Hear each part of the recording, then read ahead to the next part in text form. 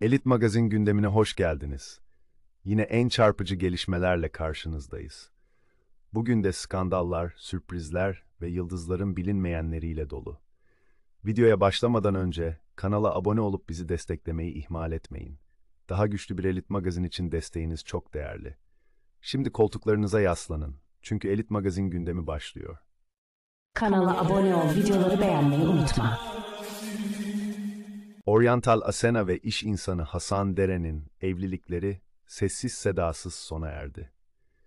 Uzun yıllar magazin dünyasının ilgi odağı olan çiftin boşandığı yönündeki dedikodular, nihayet Asena Çakmak'ın Instagram hesabından yaptığı açıklamayla doğrulandı. Bu açıklama, gözlerden uzak ve sakin bir hayat süren çiftin özel yaşamlarının artık tamamen farklı yönlere kaydığını gözler önüne serdi. Asena Çakmak, sosyal medya paylaşımında 8 yıllık evliliklerini dostane bir şekilde noktaladıklarını duyurdu ve açıklamada şu ifadelere yer verdi. 8 yıl boyunca sürdürdüğümüz evliliğimizi, bir süre önce yine aynı sevgi, saygı ve dostlukla yasal olarak sonlandırdık. Hala birbirimizi çok seviyoruz ve her zaman yan yana, dost ve arkadaş olarak kalmaya devam edeceğiz. Ayrılığımızın özel bir nedeni vardır. Farklı sebepler aranmasını istemiyor ve saygı gösterilmesini rica ediyoruz. Özel hayatımıza göstereceğiniz hassasiyet ve anlayış için şimdiden teşekkür ederiz. Çift, bu açıklamayı birlikte imzalayarak paylaşarak, uzun süredir gözlerden uzak yaşadıkları hayatlarının artık farklı yönlere kaydığını resmen duyurmuş oldu. Bu sessiz ayrılık, magazin kulislerinde de çeşitli spekülasyonları beraberinde getirdi. Yakın çevresine göre çiftin ilişkisi uzun süredir gözlerden uzak bir biçimde zorluklar yaşıyordu ve bu kararın ardında tamamen özel sebepler bulunuyor. Kimileri, Asena ve Hasan'ın yollarının sessiz sedasız ayrılmasının, modern ilişkilerde yaşanan yeni dinamiklerin bir yansıması olduğunu konuşuyor. Asena Çakmak, İstanbul'da dünyaya geldi.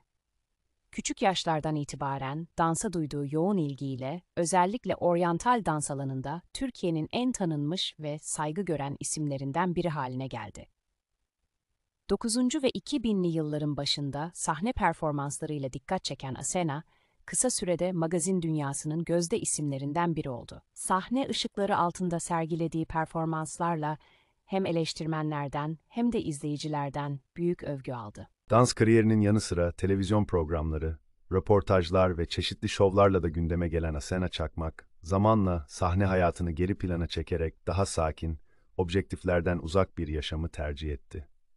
Uzun yıllardır göz önünde olmaktan çok özel hayatına öncelik vermesi, onu takip edenler için her zaman bir merak unsuru oldu. Bu sessiz ve dingin yaşam tercihinin evliliğinin sonlanmasında da etkili olduğu düşünülüyor. Asena ve Hasan'ın ayrılığı, magazin gündeminde bir kez daha özel hayat ve kamusal ilgi arasındaki hassas dengeyi tartışmaya açtı. Çiftin birbirine duyduğu saygı ve dostlukla noktalanan bu süreç, takipçilerine modern ilişkilerin karmaşıklığını, gözlerden uzak yaşamanın değerini ve sessiz sedasız alınan kararların ne kadar etkili olabileceğini hatırlatıyor. Kanala abone ol, videoları beğenmeyi unutma. Oyuncu Nilperi Şahinkaya'nın meslektaşı Burak Deniz'e açtığı dava, Adana Asliye Ceza Mahkemesi'nde sonuçlandı. Mahkeme, sanık hakkında yöneltilen suçlamaların her türlü şüpheden uzak, kesin ve yeterli delillerle desteklenmediğini belirterek beraat kararı verdi. Savcılık mütalasında Burak Deniz'in, aynı masada bulunan Necmi Deniz'e yönelik tehdit ve hakaret içeren sözler sarf ettiği, Nilperi Şahinkaya'ya da hakaret ettiği, ayrıca Necmi'ye yumruk atarak basit yaralamaya teşebbüs ettiği iddia edilmişti. Bu nedenle cezalandırılması talep edilmişti. Ancak mahkeme, iddiaların ispatı için gerekli kesinlikle delil bulunmadığını vurguladı. Bu gerekçeyle oyuncu hakkındaki kamu davası beraat ile sonuçlandı. Kararın ardından Nilperi Şahinkaya ve avukatı Nail Gönenli, süreci bir üst mahkemeye taşıma hazırlığına başladı. Gönenli, duruşmaya görüntülü olarak katılarak mücadelenin devam edeceğini ifade etti. Böylece, uzun süredir gündemde olan davanın yeni aşamada temyiz yoluyla süreceği kesinleşti. Nilperi Şahinkaya, Senegal doğumlu bir oyuncu.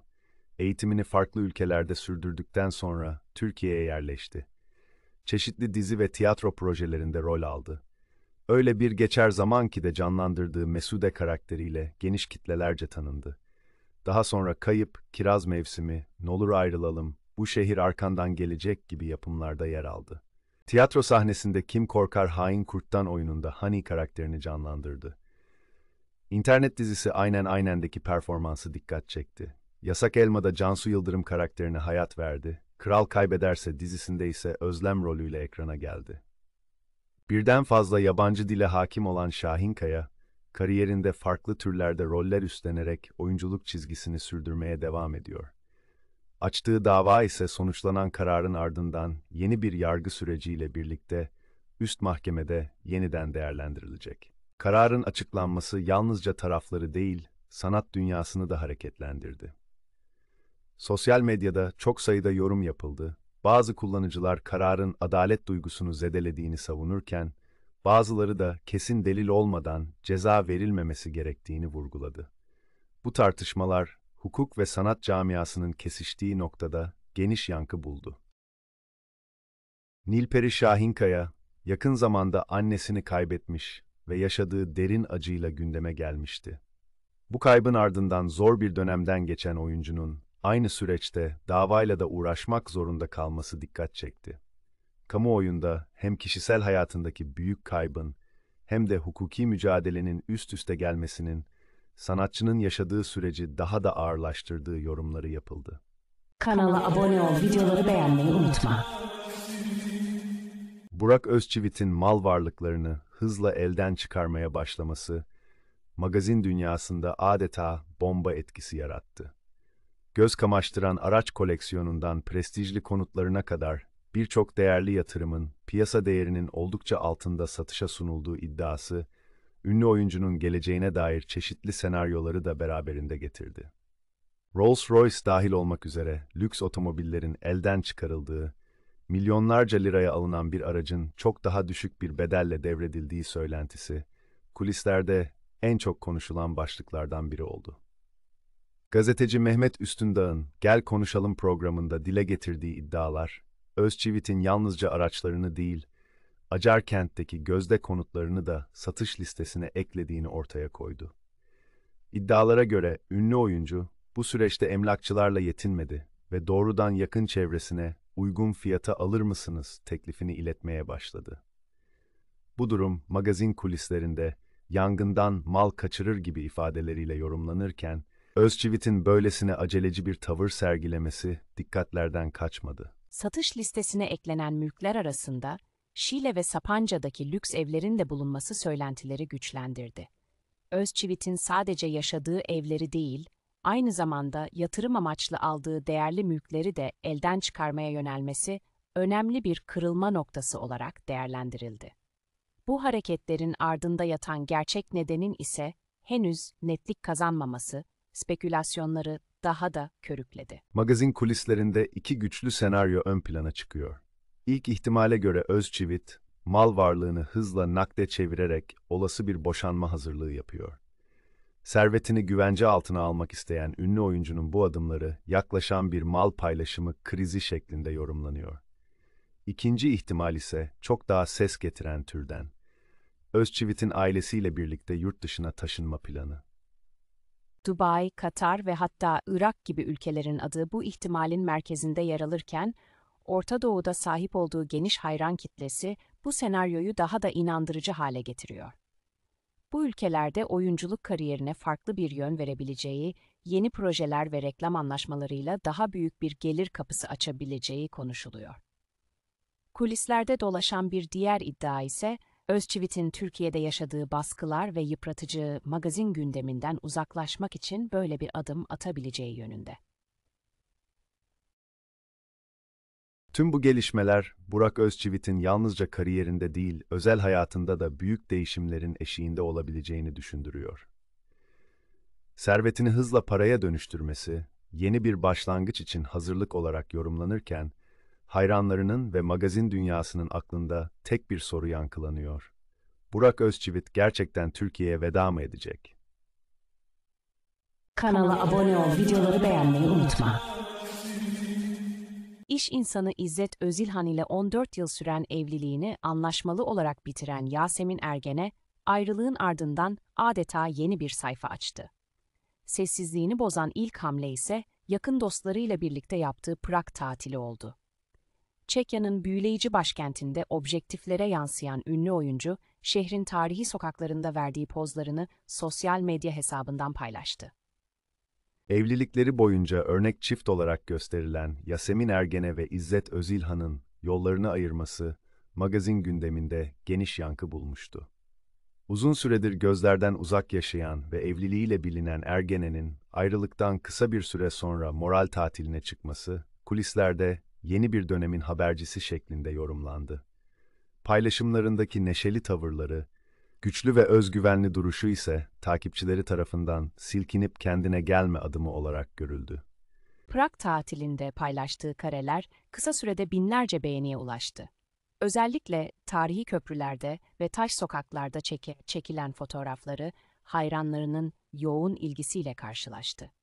Sosyal medyada özgürlüğün simgesi ve hayatın tadını çıkaran kadın gibi yorumlar dikkat çekti. Bu paylaşımlar ayrılığın ardından Ergenen'in hem moral bulduğu hem de yeni bir hayata cesurca adım attığını ortaya koydu. Magazin çevrelerinde ise bu tatilin sadece bir moral gezisi mi, yoksa ileride daha büyük sürprizlerin habercisi mi olduğu konuşuluyor. Kimileri ünlü oyuncunun bu yolculukla yeniden ekranlara dönmeye hazırlandığını öne sürerken, kimileri ise tamamen kişisel bir toparlanma süreci yaşadığını dile getiriyor.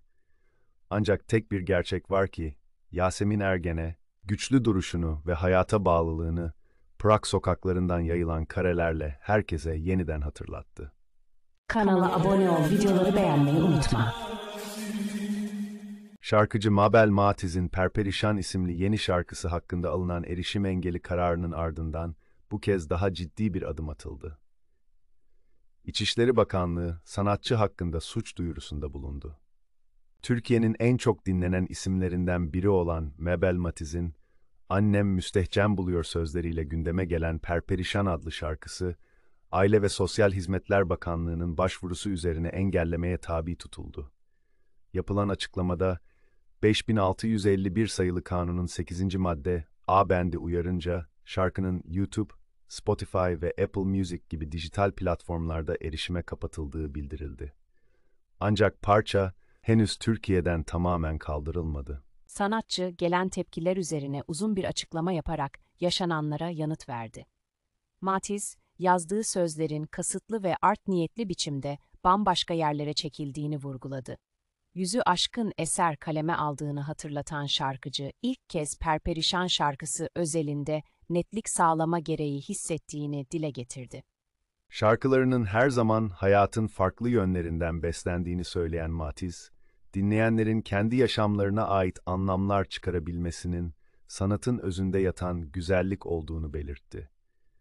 Perperişan'ın halk edebiyatı geleneğinden esinlenerek metaforlarla bir aşk hikayesini anlattığını ifade eden sanatçı, muzip bir üslup kullandığını ve bunun dinleyicileri tarafından bilinen bir tarz olduğunu aktardı.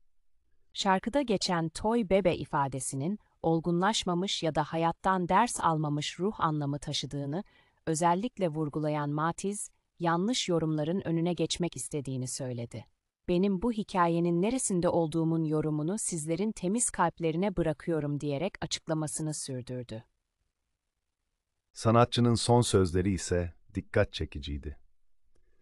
Kamu düzeni ve toplumsal sağlığın bir şarkıdan zarar görecek kadar kırılgan olmadığını dile getiren Matiz, yaşanan algı tartışmaları içinde kalbi kırılan tüm dinleyicilerine yürekten sarıldığını ifade etti.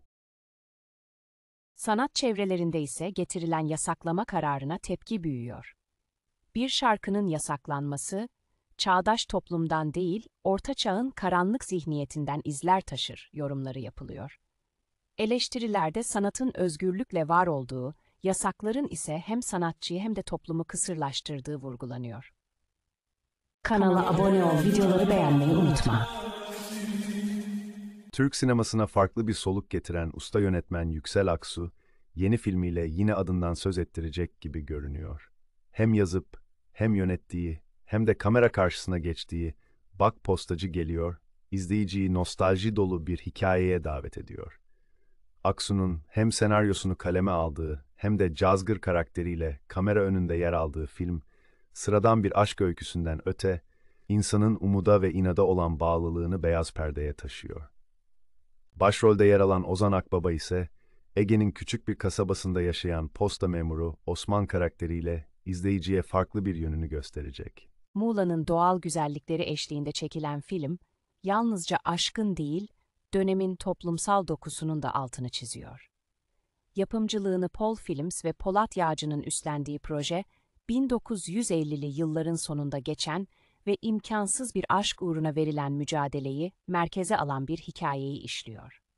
Ancak sinema kulislerinde konuşulanlara göre Yüksel Aksu bu filmle birlikte yalnızca bir dönemi anlatmakla kalmayacak, aynı zamanda kendi kişisel izlerini de perdeye yansıtacak. Özellikle Muğla'da yaşayanların filmdeki karakterlerde ve sahnelerde kendilerinden bir parça bulacağı öne sürülüyor. Bu söylenti bile şimdiden filmi merakla beklenen yapımlar arasına sokmuş durumda. Başrol oyuncusu Ozan Akbaba, çekimler sırasında gördüğü yoğun ilgiden duyduğu memnuniyeti dile getirerek, bölge halkının hem filme hem de rol aldığı televizyon dizisi Uzak Şehir'e gösterdiği sevgiyi vurguladı. Akbaba, bu ilginin kendisini motive ettiğini belirterek, böyle bir sahiplenme oyuncu için büyük bir şans sözleriyle heyecanını paylaştı. Kamera arkası kulislerinde konuşulanlara göre ise, filmin bazı sahneleri çekilirken, Muğlalıların figüran olarak sete dahil edildiği, hatta bu durumun çekimlere ayrı bir samimiyet kattığı ifade ediliyor. Sinema çevreleri, Bak Postacı Geliyor'un yalnızca romantik bir dönem filmi değil, aynı zamanda Ege insanının yaşam enerjisini ve direncini de perdeye taşıyacağını düşünüyor. Yüksel Aksu'nun yıllardır süregelen sinema anlayışına bakıldığında, mizahı ve dramı aynı potada eriterek seyirciye samimi bir deneyim sunduğu biliniyor. Bu nedenle yeni filmin de hem sinema salonlarını dolduracak hem de uzun süre gündemden düşmeyecek bir etki yaratması bekleniyor. Sonuç olarak aşkı, umudu ve inadı harmanlayan Bak Postacı Geliyor, yalnızca bir film değil, aynı zamanda dönemin ruhunu yeniden hatırlatacak güçlü bir anlatım vaat ediyor. Henüz vizyona girmeden dahi magazin kulislerinde adından söz ettiren bu yapım, Türk sinemasında unutulmazlar arasına girmeye aday görünüyor. Kanala abone ol, videoları beğenmeyi unutma.